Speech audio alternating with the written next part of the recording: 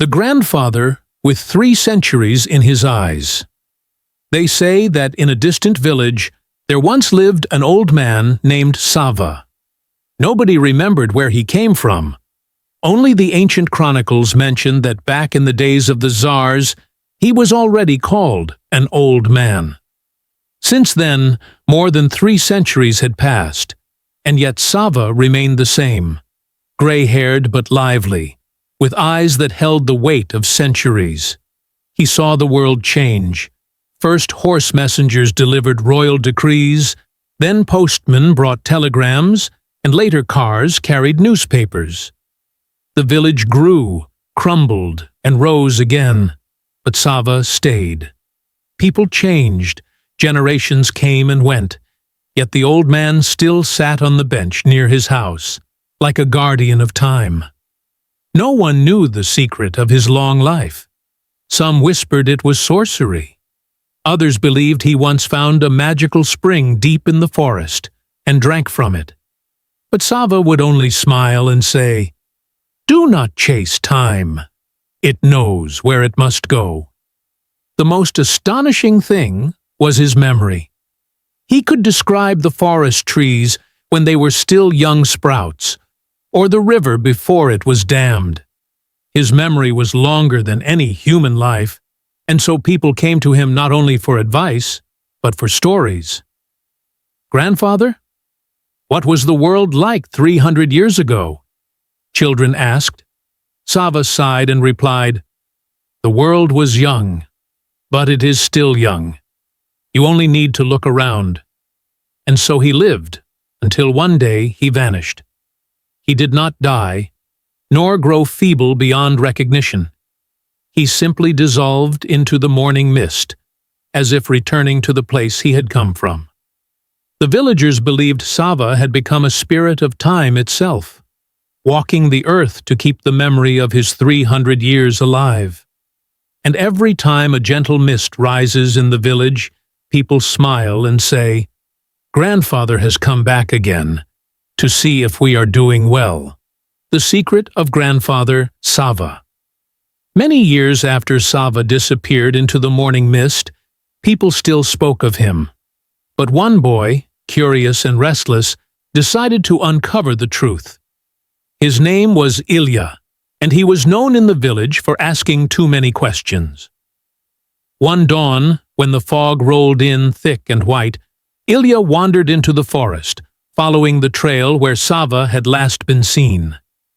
The air grew strangely still, and soon he came upon a hidden glade.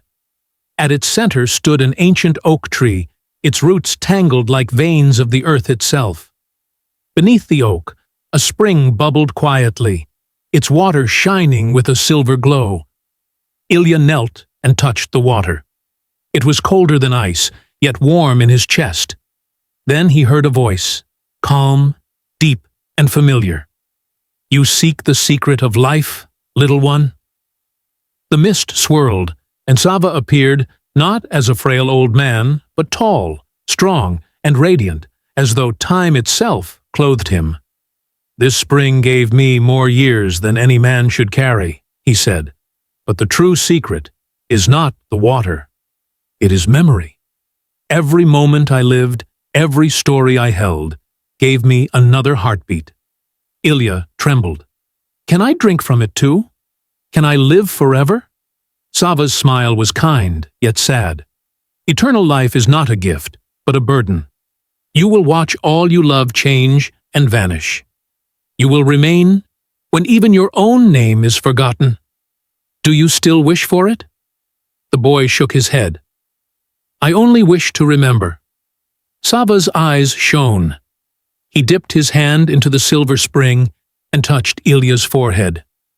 "Then remember, child, carry the stories, not the years. That is how time is defeated." And with that, Sava faded once more into the mist.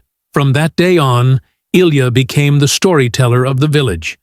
He did not live 300 years, but his tales carried the voice of Sava, the grandfather of time. And so the old man's life never truly ended. The end of the tale. As years passed, the story of Grandfather Sava spread far beyond the little village. Travelers carried it to distant lands, telling of the old man who lived through 3 centuries and walked with time itself. Some believed he was a saint, others called him a spirit, and poets spoke of him as the guardian of memory. But in the village where it all began, people knew the truth. Sava was not immortal, but he had discovered something greater. He showed that life is not measured by how many years one walks the earth, but by how many stories one leaves behind.